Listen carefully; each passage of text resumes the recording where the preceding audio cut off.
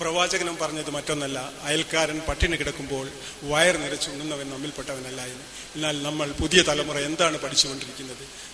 T V തന്നെയാണ് നമ്മൾ ഭരിച്ചുകൊണ്ടിരിക്കുന്നത്. കുറച്ചു മുമ്പ് ഒനിഡ ടിവിയുടെ ഒരു പരസ്യം വരാറുണ്ടായിരുന്നു.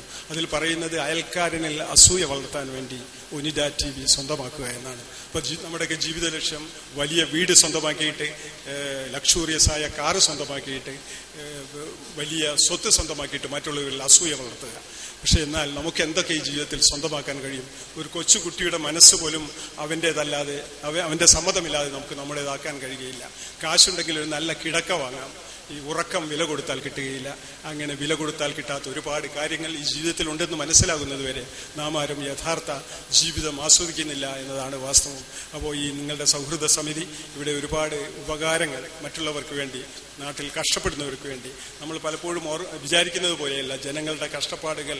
പക്ഷെ എപ്പോഴും ഇവിടെ ഈ ട്രിക്കറിയുടെ അല്ലെങ്കിൽ വഞ്ചനയുടെ ലോകമാണെങ്കിലും ഒരുപാട് പേർ, ഒരുപാട് നല്ല മനുഷ്യർ അങ്ങനെയുള്ള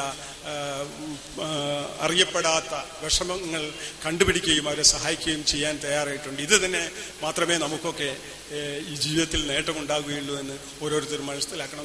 നമ്മളെപ്പോലെ മറ്റുള്ളവർക്കും മോഹങ്ങളുണ്ടെന്നും അവർക്കും നമ്മുടെ പോലെ ജീവിതത്തിൽ സ്ഥാനമുണ്ടാകണമെന്നും മനസ്സിലാക്കുകയാണ് ഒരു മനുഷ്യന്റെ ഏറ്റവും വലിയ കാര്യം എന്ന് ഞാൻ വിചാരിക്കുന്നു. അങ്ങനെ മോഹങ്ങൾ എല്ലാവർക്കും ഉണ്ടാവും. ചില മോഹങ്ങളെ പറ്റിയൊക്കെ മാറി നിന്ന് ചിന്തിക്കുമ്പോൾ തമാശ തോന്നും. ഒരു ചെറിയ സംഭവം പറയാം, 1-2 ചെറിയ സംഭവങ്ങൾ മാത്രമേ ഞാൻ പറയുകയുള്ളൂ. അത് 2 കഴുതകൾ കണ്ടുമുട്ടിയ സംഭവമാണ്. ഈ കഴുത എന്ന് ഞാൻ പറഞ്ഞത് 2 കാലുള്ള കഴുതകളെ പറ്റിയല്ല, 4 കാലുള്ള കഴുതകളെ പറ്റിയാണ്. അപ്പോൾ അവർ കണ്ടുമുട്ടിയപ്പോൾ നമ്മളൊക്കെ കണ്ടുമുട്ടുന്നത് പോലെ തന്നെ പരസ്പരം കുശലം ചോദിച്ചു. ഒന്ന് തടിച്ച് വളരെ ആരോഗ്യവാനായ കഴുതയായിരുന്നു. അദ്ദേഹത്തോട് മറ്റേ കഴുത ചോദിച്ചു, നീ എന്താണ് വളരെ ആഹ്ലാദവാനാണല്ലോ, എന്താണ് കാര്യമെന്ന്. അപ്പം ഞാൻ എൻ്റെ യജമാനൻ്റെ അടുത്ത് നിന്ന് ഓടിപ്പോന്നിരിക്കുകയാണ്. എനിക്ക് എവിടെ വേണമെങ്കിലും സഞ്ചരിക്കാം, എനിക്ക് എവിടെ നിന്നും ആഹാരം കഴിക്കാം, എന്നെ ആരും ജോലി ചെയ്യാൻ പ്രേരിപ്പിക്കുകയില്ല എന്നൊക്കെ പറഞ്ഞു. അപ്പോൾ തിരിച്ചു ചോദിച്ചു, നീ മുമ്പ് കണ്ടതുപോലെ അല്ലല്ലോ, നിന്റെ വാരിയല്ലുകൾ എണ്ണിയെടുക്കാം എന്നതാണ് അവസ്ഥ, എന്താണ് നിന്റെ ഈ ദുഃഖത്തിന് കാരണമെന്ന്. അപ്പോൾ ആ കഴുത പറഞ്ഞു, ഞാൻ എൻ്റെ മുതലാളിയുടെ യജമാൻ്റെ അടുത്ത് ജോലി ചെയ്യുകയാണ്. അദ്ദേഹം വളരെ ക്രൂരനാണ്. എനിക്ക് വളരെ കുറച്ച് ആഹാരം മാത്രമേ തരികയുള്ളൂ. അത് മാത്രമല്ല ഭാരം വഹിപ്പിക്കും. എപ്പോഴും എന്ത് കാര്യത്തിനും അദ്ദേഹം എന്നെ മർദ്ദിക്കും പലപ്പോഴും. പിന്നെ എന്തുകൊണ്ടാണ് നീ എന്നെ പോലെ ഓടിപ്പോരാൻ വയ്യേ എന്ന് തടിച്ച കഴുത ചോദിച്ചപ്പോൾ ചെറിയ മെലിഞ്ഞ കഴുത പറഞ്ഞു, എനിക്ക് ഓടിപ്പോരണമെന്ന് ഇല്ലാഞ്ഞിട്ടല്ല, പക്ഷെ ഒരു ചെറിയ പ്രശ്നമുണ്ട്. എന്നെ മാത്രമല്ല അദ്ദേഹം അടിക്കുന്നത്, അദ്ദേഹത്തിന് സുന്ദരിയായ ഒരു മകളുണ്ട്, അവളെയും തല്ലും. അവ തല്ലുമ്പോഴൊക്കെ പറയുന്നത്, നീ ഇനിയും എന്നെ അനുസരിച്ചില്ലെങ്കിൽ ഞാൻ നിന്നെ ഈ കഴുതക്ക് കെട്ടിച്ചു കൊടുക്കും എന്ന് പറഞ്ഞുകൊണ്ടാണ് അടിക്കുന്നത്. ആ ഒരു പ്രതീക്ഷയിലാണ് ഞാൻ ഓടിപ്പോരാഞ്ഞത് എന്ന് പറയുന്നുണ്ടായി. അങ്ങനെ ഒരു സംഭവമുണ്ട്. ഒരു പക്ഷേ വലിയോറ VP പോലെയുള്ള ഈ കുട്ടിക്കഥകൾ എഴുതുന്ന ആൾക്കാർ സൃഷ്ടിച്ചതാവാം അത്. എങ്കിലും അതിലൊരു പാഠമുണ്ടെന്ന് ഞാൻ വിചാരിക്കുന്നു.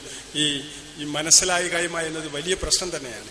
ഈ ആനന്ദ് എന്ന എഴുത്തുകാരൻ എഴുതിയിട്ടുണ്ട്, ഈ ബസ്സിൽ 3 ആൾക്ക് ഇരിക്കാനുള്ള സീറ്റിൽ 4ാമതൊരാൾക്ക് ഇരിക്കാൻ കഴിയുക എന്നത് അത്ര പ്രയാസമുള്ള കാര്യമൊന്നുമല്ല. അവിടെ ഇരിക്കുന്ന 3 ആൾക്കും അത് മനസ്സിലായി കിട്ടാനാണ് പ്രയാസമില്ല. അപ്പോൾ നമ്മുടെയൊക്കെ പ്രശ്നം മറ്റുള്ളവരുടെ പറ്റി മനസ്സിലാക്കാതിരിക്കുകയാണ് എന്നതാണ്.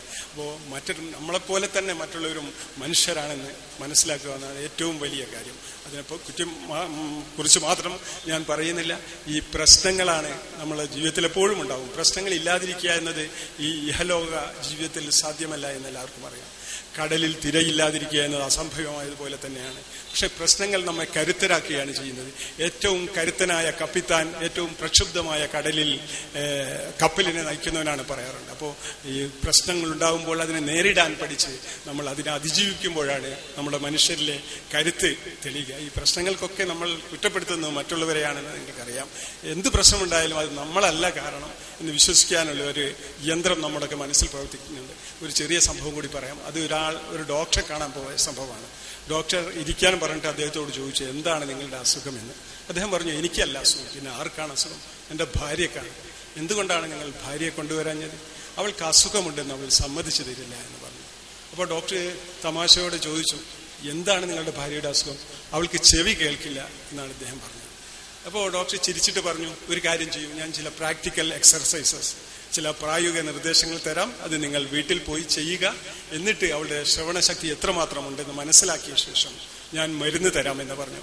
അങ്ങനെ ഇദ്ദേഹം ഡോക്ടർ നിർദ്ദേശിച്ച പോലെ സ്വന്തം വീട്ടിലേക്ക് പോകുന്നു. ഗേറ്റിനടുത്ത് വെച്ച് ഭാര്യയെ വിളിക്കുന്നു. ലൈല, ഇന്ന് എന്താണ് അത്താഴത്തിന് എന്ന് ചോദിച്ചു. ഡോക്ടർ പറഞ്ഞതാണ് ഇങ്ങനെ ചോദിക്കണമെന്ന്. ഒരു മറുപടിയും കേട്ടില്ല. ഇദ്ദേഹം വരാന്തയിൽ കയറി നിന്ന് വീണ്ടും ഭാര്യയെ വിളിച്ചു. ലൈല, ഇന്ന് എന്താണ് അത്താഴത്തിന്? എപ്പോഴും മറുപടിയില്ല. അപ്പോ അകത്ത് ചെന്ന് വീണ്ടും വിളിച്ചു. അപ്പോഴും മറുപടി ഇല്ലാത്തത് കൊണ്ട് ഭാര്യ വീട്ടിലില്ലേ എന്നൊരു സംശയം. നോക്കുമ്പോൾ അവൾ അടുക്കളയിൽ കറിക്ക് നുറുക്കിക്കൊണ്ടിരിക്കുകയാണ്. അവളുടെ ചെവിയുടെ അടുത്ത് നിന്ന് വീണ്ടും ചോദിച്ചു, ഇന്ന് എന്താണ് അത്താഴത്തിന്? അവൾ പറഞ്ഞു, ഇത് 4ാമത്തെ പ്രാവശ്യമാണ് ദോശയാണെന്ന് ഞാൻ പറയുന്നത് എന്ന്.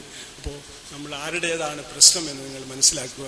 ഇങ്ങനെയുള്ള ഒരുപാട് സംഭവങ്ങളുണ്ട്, മറ്റുള്ളവരെ മനസ്സിലാക്കാത്തതിൻ്റെ പേരിൽ ഉണ്ടാകുന്ന സംഭവങ്ങൾ. ഈ ഒരു മനുഷ്യനും ഈ വളരെ വളരെ മോശക്കാരനായി ഉണ്ടായിരിക്കുകയില്ല. കലങ്ങിയ വെള്ളം മാത്രം വരുന്നൊരു നദിയില്ല എന്ന് പറയാറുണ്ട്. അപ്പോൾ അതുപോലെ തന്നെ നല്ല ഒരുപാട് കാര്യങ്ങളുള്ളതായിരിക്കും, പക്ഷെ സാഹചര്യം കൊണ്ട് അവരൊക്കെ മോശക്കാരായി തീരുകയാണ്. അവരോട് എങ്ങനെ നമ്മൾ പെരുമാറുന്നു എന്നതാണ്. നിങ്ങളൊക്കെ പല മതത്തിൽ തന്നെ പല ഗ്രൂപ്പുകളിലും പെട്ടവരായിരിക്കും. പക്ഷെ നിങ്ങളൊന്ന് ചിന്തിച്ചിട്ടുണ്ടോ? ഈ ഖുർആനിൽ, വിശുദ്ധ ഖുർആനിൽ ഒരു വചനമുണ്ട്, നീതി നടപ്പാക്കുമ്പോൾ നിങ്ങൾ നഷ്ടപ്പെടുന്നത് നിങ്ങൾക്കോ നിങ്ങളുടെ സ്വന്തക്കാർക്കോ ആകട്ടെ നീതിയുടെ ഭാഗത്ത് നിൽക്കുക എന്ന്. പക്ഷെ എത്ര പേർ പല സംഘടനാ പ്രശ്നങ്ങൾ പോലും വരുമ്പോൾ അങ്ങനെ നിൽക്കുന്നുണ്ട് എന്ന് നിങ്ങൾ ആലോചിക്കുക. അപ്പോൾ ആരാണോ ആത്മാർത്ഥതയുള്ളത് അവരായിരിക്കും ഏറ്റവും നല്ല ഭക്തൻ എന്ന് ഞാൻ വിചാരിക്കുന്നു. നിങ്ങളുടെ അഭിപ്രായങ്ങളെക്കാൾ അതിനായിരിക്കും പ്രാധാന്യം. ഞാൻ ഒരുപാട് കൊണ്ടുപോകേണ്ടതില്ലെന്ന് തോന്നുന്നു.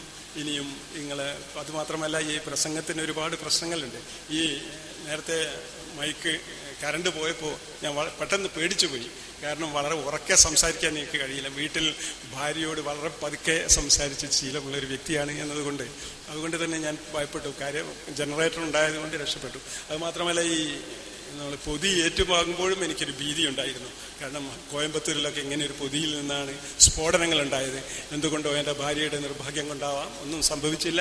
അതിന് ഞാൻ ദൈവത്തെ സ്തുതിക്കുന്നു. ഞാൻ ഇനിയും നീട്ടുന്നില്ല. പ്രസംഗത്തിന് ഞാൻ പറഞ്ഞ കുഴപ്പം അത് പ്രസവം പോലെ തന്നെയാണ്. പ്രസവവേദന വന്നാൽ കഴിയുന്നത്ര വേഗം കഴിഞ്ഞു കിട്ടണമെന്നാണ് എല്ലാവരും ആഗ്രഹിക്കുക. അങ്ങനെ നിങ്ങളും ആഗ്രഹിക്കുന്നുണ്ടെന്ന് വിശ്വസിക്കുന്നു. ഇത്രയും നേരം എന്നെ സഹിച്ചതിന് നിങ്ങളോട് നന്ദിയുണ്ട്. തീർച്ചയായും നമ്മളെപ്പോഴും നല്ല കാര്യങ്ങളോട് ചേർന്ന് നിൽക്കണം. നമുക്ക് പലപ്പോഴും പലതിനെയും എതിർക്കാൻ കഴിഞ്ഞില്ലെന്ന് വരും, പല അനീതികളെയും. പക്ഷെ എങ്കിലും അനീതിയോട് ചേർന്ന് നിൽക്കില്ല എന്ന് ഓരോരുത്തരും പ്രതിജ്ഞ ചെയ്യണം. ആർക്കായാലും ഇപ്പം സ്നേഹമൊക്കെ നഷ്ടപ്പെടുകയാണെന്ന് പറഞ്ഞല്ലോ. എൻ്റെ ഒരു സുഹൃത്തുണ്ട്, പൂനൂർ കെ കരുണാകരൻ. പൂനൂരിലാണ് ഞാനും ജനിച്ചത്. പക്ഷെ പൂനൂരിലുള്ള അപൂർവം നല്ല മനുഷ്യരിലാണ് അദ്ദേഹം ഭ്രാന്താസ്പത്രിയിലായിരുന്നു ജോലി ചെയ്ത്, കുതിരവട്ടം ഭ്രാന്താസ്പത്രിയിൽ. അദ്ദേഹം അതിനെക്കുറിച്ചൊരു പുസ്തകം എഴുതിയിട്ടുണ്ട്. അതിലൊരു ചെറിയ സംഭവമുണ്ട്. പല കാര്യങ്ങളും എഴുതിയിട്ടുണ്ട്, അവിടെ നടന്ന തമാശ സംഭവങ്ങൾ. അതുപോലെ അതിലൊരു കാര്യം, ഇദ്ദേഹം ലേ സെക്രട്ടറി ആയിരുന്നു അവിടെ. അദ്ദേഹമാണ് ആർക്കെങ്കിലും അസുഖം ഭേദമായാൽ വീട്ടിലേക്ക് കത്തെഴുതുന്നത്. അപ്പോൾ ഒരു ഡോക്ടർ സർട്ടിഫൈ ചെയ്തു, അവിടെയുള്ള ഒരു 20 വയസ്സായ ഒരു പെൺകുട്ടി, വളരെ സുന്ദരിയായ പെൺകുട്ടിയാണ്, അവൾക്ക് അസുഖം പരിപൂർണമായും ഭേദമായി, അതുകൊണ്ട് വീട്ടിൽ നിന്ന് വന്ന് കൊണ്ടുപോകണമെന്ന് പറഞ്ഞു. അപ്പോൾ അങ്ങനെ ഇദ്ദേഹമാണ് കത്തെഴുതി. പക്ഷെ ഒരാഴ്ച കഴിഞ്ഞില്ല. അതിനു മുമ്പ് ആ കുട്ടിയുടെ അമ്മ ചവിട്ടി കുതിച്ച് വന്ന് അവിടെ പ്രകമ്പനം സൃഷ്ടിച്ചു എന്നാണ് പറയുന്നത്. ഭ്രാന്താസ്പത്രിയിൽ നിന്നാണ് എൻ്റെ വീട്ടിലേക്ക് കത്തെഴുതുന്നത്, എനിക്ക് വേറെയും പെൺകുട്ടികളില്ലേ എന്നൊക്കെ ചോദിച്ച് അവൾ അട്ടഹസിച്ചു. എന്നിട്ട് ആ സ്വന്തം മകളെ ഒന്ന് കാണാൻ പോലും നിൽക്കാതെ ആ സ്ത്രീ ഇറങ്ങിപ്പോയി. അങ്ങനെയുള്ളൊരു സ്നേഹശൂന്യമായ അവസ്ഥയിലേക്ക് നമ്മുടെ ലോകം മാറുന്നുണ്ട്. നമ്മളൊക്കെ ബഷീറിൻ്റെ അമ്മ എന്ന കഥയൊക്കെ നിങ്ങൾ വായിച്ചിരിക്കും. ഈ ഓരോ നാട് വിട്ടു പോയിട്ട് ബഷീർ വരാത്ത വർഷങ്ങൾക്കിടയിലും അന്ന് ഒരു ദിവസം കയറി വന്നപ്പോൾ അദ്ദേഹത്തിന് ഭക്ഷണം വെച്ചിരിക്കുകയാണ് ഉമ്മ. അങ്ങനെയുള്ള ഉമ്മമാരായിരുന്നു നമ്മുടെ സങ്കല്പത്തിൽ ഉണ്ടായിരുന്നത്. മാറിക്കൊണ്ടിരിക്കുന്നുവെങ്കിലും നമ്മൾ അവരോട് ചേർന്ന് നിൽക്കരുത്. ഇവിടെ മുഖങ്ങളിൽ നിന്ന് സ്നേഹവും, മുഖങ്ങളിൽ നിന്ന് പുഞ്ചിരിയും, ഹൃദയങ്ങളിൽ നിന്ന് സ്നേഹവും, പ്രകൃതിയിൽ നിന്ന് പച്ചപ്പും നഷ്ടപ്പെട്ടുകൊണ്ടിരിക്കുകയാണ്. അപ്പോൾ എല്ലായിടത്തും ഹരിതാപം ഉണ്ടാക്കാൻ നമ്മൾ ശ്രമിക്കണം. നിങ്ങളോടത്ത് ഈ ഈവനിങ്ങിൽ വലിയോറയിൽ വരാൻ കഴിഞ്ഞതിലും നിങ്ങളൊക്കെ അഭിമുഖീകരിക്കാൻ കഴിഞ്ഞതിലുള്ള സന്തോഷം അറിയിച്ചുകൊണ്ട് ഞാൻ നിർത്തുന്നു.